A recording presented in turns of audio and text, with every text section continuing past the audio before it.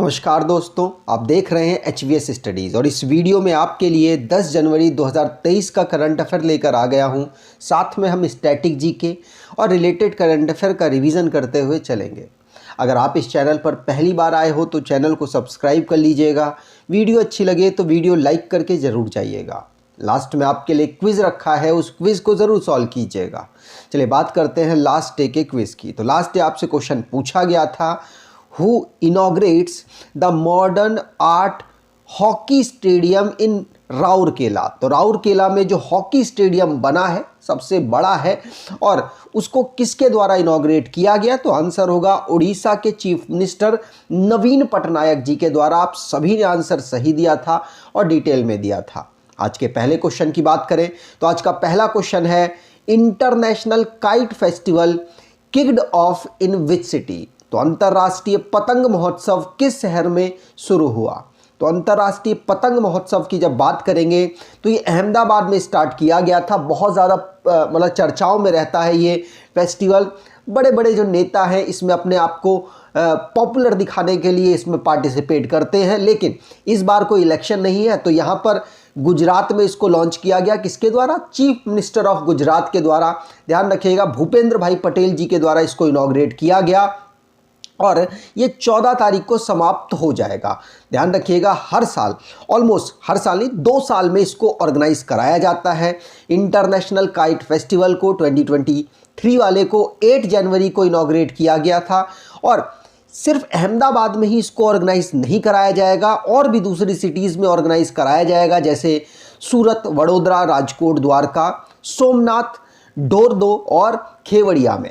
आपको बता दूं, भूपेंद्र भाई पटेल इसमें इनको गिनीज रिकॉर्ड भी मिला है। क्यों मिला है? क्योंकि इसमें बहुत सारे देश, लगभग 60 से ज़्यादा देशों के जो पतंगबाज हैं उन्होंने यहाँ पार्टिसिपेट किया और बहुत ज़्यादा नंबरों में पतंगें उड़ी अलग अलग देशों से। इसीलिए अलग अलग देशों के पार्टिसिपेंट्स के माध्यम से इसीलिए ये जो रिकॉर्ड बन गया है और रिकॉर्ड गिनीज रिकॉर्ड में इसको शामिल कर दिया गया। तो सर्टिफिकेशन जो है गिनीज का वो भूपेंद्र भाई पटेल को ही दिया गया। ध्यान रखिएगा, इस फेस्टिवल को 2 साल के अंतराल में ऑर्गेनाइज कराया जाता है। कब से ऑर्गेनाइज कराया जा रहा है? तो 1989 से इसको ऑर्गेनाइज कराया जा रहा है। ठीक, तो अब जो भी हमारे नेशनल करंट अफेयर बने हैं उनको रिवाइज कर लेते हैं। पहला क्वेश्चन पढ़ लिया। दूसरा, भारत ने जापान को पीछे छोड़ दिया ऑटोमोबाइल के सेक्टर में और 3rd लार्जेस्ट ऑटोमोबाइल मार्केट बन गया है ग्लोबली। पहले पर चाइना, दूसरे पर यूएस, तीसरे पर भारत और चौथे पर जापान है। और अगला क्वेश्चन है कि पहली एनुअल स्टेट मिनिस्टर कॉन्फ्रेंस की मीटिंग वाटर के ऊपर चर्चाओं के लिए भोपाल, मध्य प्रदेश में ऑर्गेनाइज कराई गई। अमृत भारत स्टेशन स्कीम को लॉन्च किया गया, जिसमें स्टेशंस को रीडेवलप करने की ड्राइव को चलाया गया है।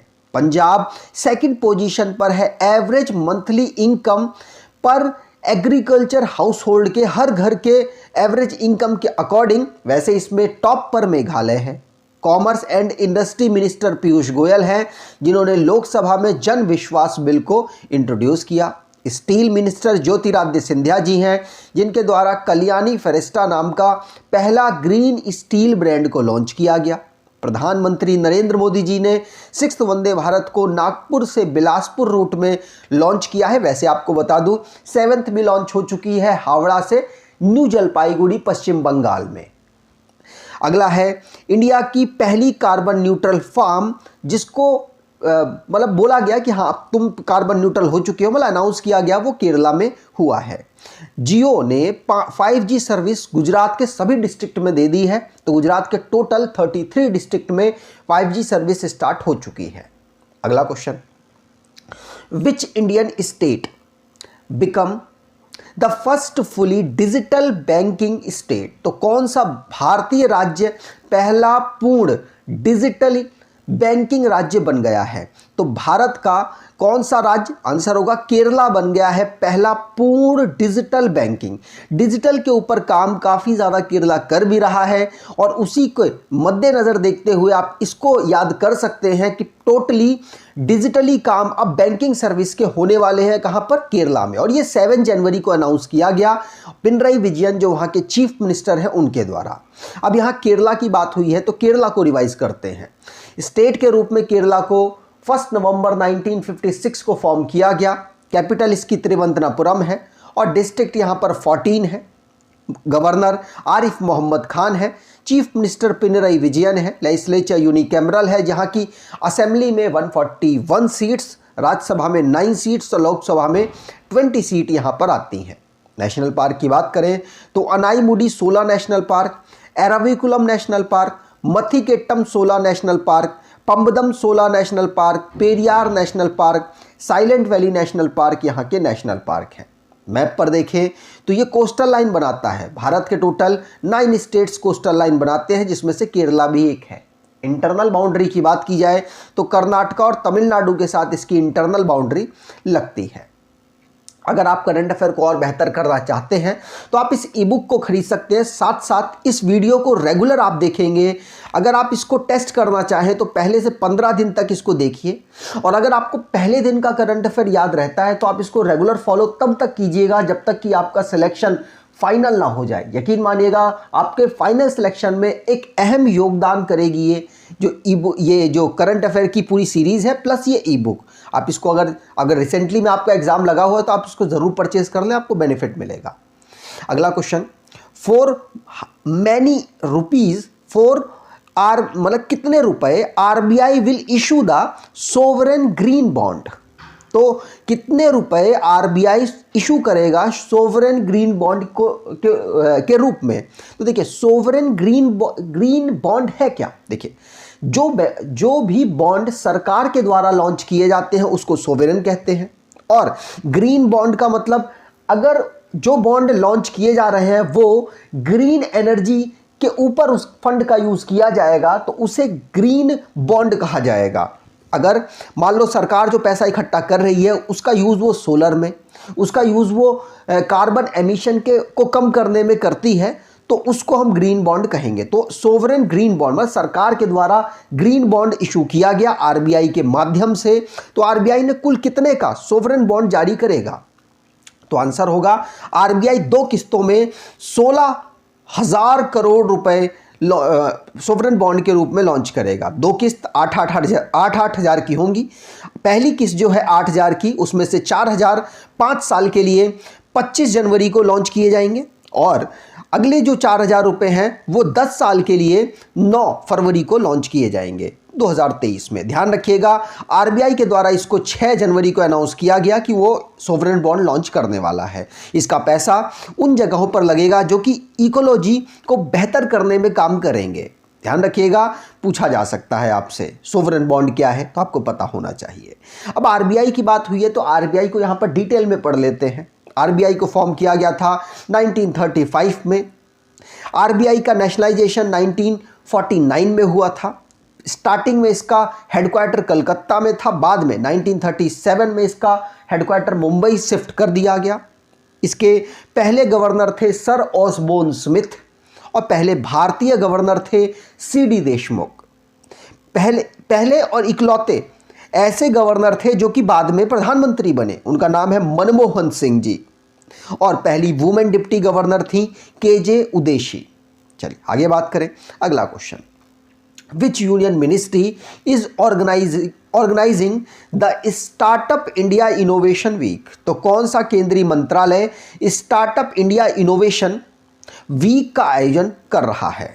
आपको बता दूं स्टार्टअप को प्रमोट करने के लिए इसको लॉन्च किया गया और आपको पता होगा कि स्टार्टअप डे हम आगे पढ़ने वाले हैं 15 जनवरी को अनाउंस किया गया था लास्ट ईयर नरेंद्र मोदी जी के द्वारा। तो इसको कौन ऑर्गेनाइज करा रहा है ये जो वीक है? आंसर होगा इसको ऑर्गेनाइज कराया जा रहा है किसके? Ministry of commerce and industry के द्वारा।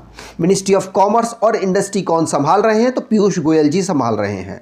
तो department for promotion of industry and internal trade के द्वारा, जो कि हमारे मिनिस्ट्री ऑफ कॉमर्स और इंडस्ट्री के अंतर्गत आती है, उसके द्वारा इसको 10th से लेकर 16 जनवरी को स्टार्टअप इनोवेशन वीक के रूप में ऑब्जर्व किया जा रहा है।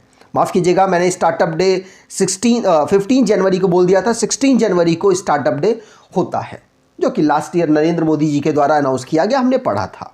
आगे बात करें, अगला question, which Indian origin sworn in as first female Sikh जज ऑफ यूएसए। तो यूएसए में पहली फीमेल सिख जज कौन बनी है? आंसर होगा, ये बनी है मनप्रीत मोनिका सिंह। कौन? मनप्रीत मोनिका सिंह को पहली सिख बनी है जो कि जज बनी है। कहां पर? यूएसए में। ध्यान रखिएगा, पूछा जा सकता है इनका नाम, याद रखना है, मनप्रीत मोनिका सिंह। इनका नाम वैसे याद कराने की मैं रेगुलर कोशिश करूंगा। तो इंडियन ऑरिजिन से बिलोंग करती हैं और ये यूएस में पहली सिख फीमेल जज बनी है और बहुत बड़ी बात है, इसलिए आपको इनका नाम ध्यान भी रखना है। रिवीजन के माध्यम से मैं आपको याद कराता रहूंगा। जो भी अपॉइंटमेंट रिसेंटली में हुए हैं उनको रिवाइज करते हैं। पहला क्वेश्चन पढ़ लिया। दूसरा, फायर एंड फ्यूरी कॉर्प्स की ऑफिसर है कैप्टन शिवा चौहान, पहली वुमेन ऑफिसर बनी जिनको सियाचिन ग्लेशियर में डिप्लॉय किया गया। प्रवीण कुमार श्रीवास्तव, जिनको acting CVC central vigilance commissioner बनाया गया। अनिल कुमार लाहौटी को रेलवे बोर्ड में सीईओ और चेयरमैन बनाया गया। मेघना अहलावत को table tennis federation of India में प्रेसिडेंट बनाया गया। उत्तर प्रदेश की आईपीएस है लक्ष्मी सिंह, जिनको नोएडा पुलिस में चीफ बनाया गया।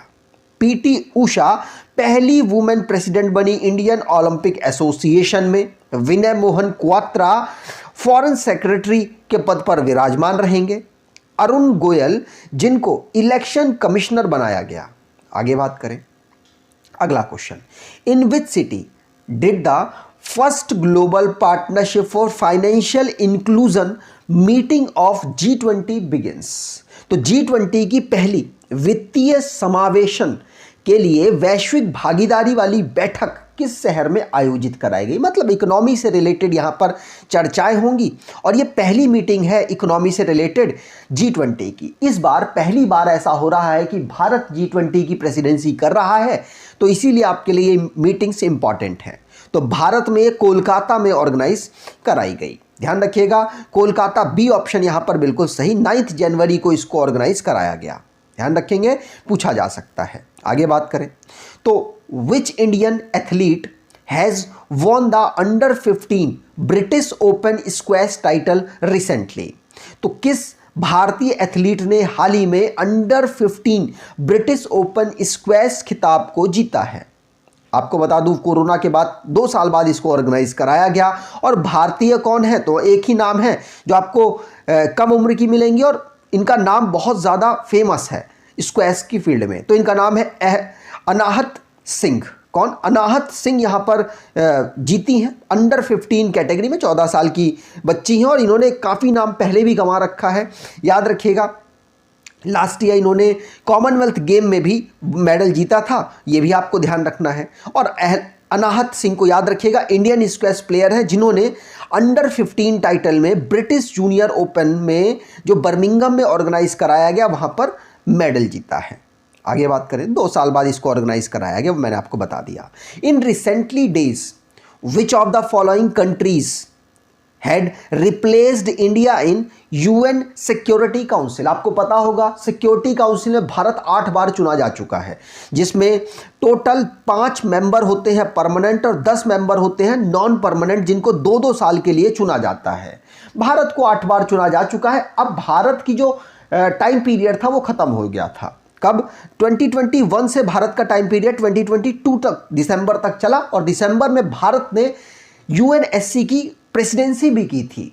भारत ने अपनी आठवीं जो मतलब उनकी टाइम पीरियड था यूएनएससी में, उसमें 2 बार इन्होंने प्रेसिडेंसी की है। एक 2021 में अगस्त में और एक 2022 में दिसंबर में। अब दिसंबर में भारत मेंबर इसका अब नहीं रहा, तो भारत की जगह कौन कौन चुने गए हैं? तो मैं आपको बता दूं, सिर्फ अकेले भारत ही नहीं यहाँ पर हटा, और भी 5 देश भारत के साथ हटे हैं। तो उनकी जगह जापान, माल्टा और स्विट्जरलैंड ने ली है। तो ऑल ऑफ द अबव हो जाएगा आंसर सही। अब भारत, आयरलैंड, केन्या और मैक्सिको, नॉर्वे, ये 5 देश ऐसे हैं जिनकी टाइम पीरियड खत्म हो गया था यूएनएससी में। तो भारत, आयरलैंड, केन्या, मैक्सिको और नॉर्वे की जगह कौन कौन देश चुने गए हैं? तो इक्वाडोर, ये 2 साल तक रहेंगे। जापान, माल्टा, मोजाम्बिक और स्विट्जरलैंड। ध्यान रखिएगा 31 दिसंबर 2022 को भारत और इन देशों की जो टाइम पीरियड है वो खत्म हो चुका था।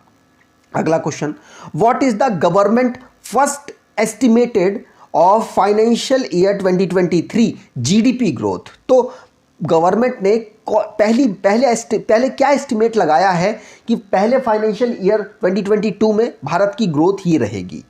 तो आंसर होगा भारत की अप्रॉक्सीमेटली 7% ग्रोथ भारतीय सरकार ने लगाई है। याद रखिएगा भारतीय सरकार में एनएसओ के द्वारा इसको एस्टिमेट किया गया। पहले माना जा रहा 2021 और 2022 में 8% माना गया, उसके बाद से थोड़ी स्लो मानी जा रही है कि ग्रोथ होगी। आगे बात करें आज के क्विज की, तो India surpasses Japan to become which place largest auto market globally? तो दुनिया में ऑटो मार्केट की रैंक में भारत की रैंकिंग क्या हो गई है, और भारत से आगे और भारत के पीछे कौन कौन से देश हैं? कमेंट बॉक्स में डिटेल में आंसर दीजिएगा। अगर आपको ये वीडियो अच्छी लगी है तो आपसे अनुरोध करूंगा वीडियो को लाइक कर दीजिएगा, चैनल को सब्सक्राइब कर लीजिएगा और एटलीस्ट अपने कुछ दोस्तों तक वीडियो को शेयर ज़रूर कीजिएगा। धन्यवाद।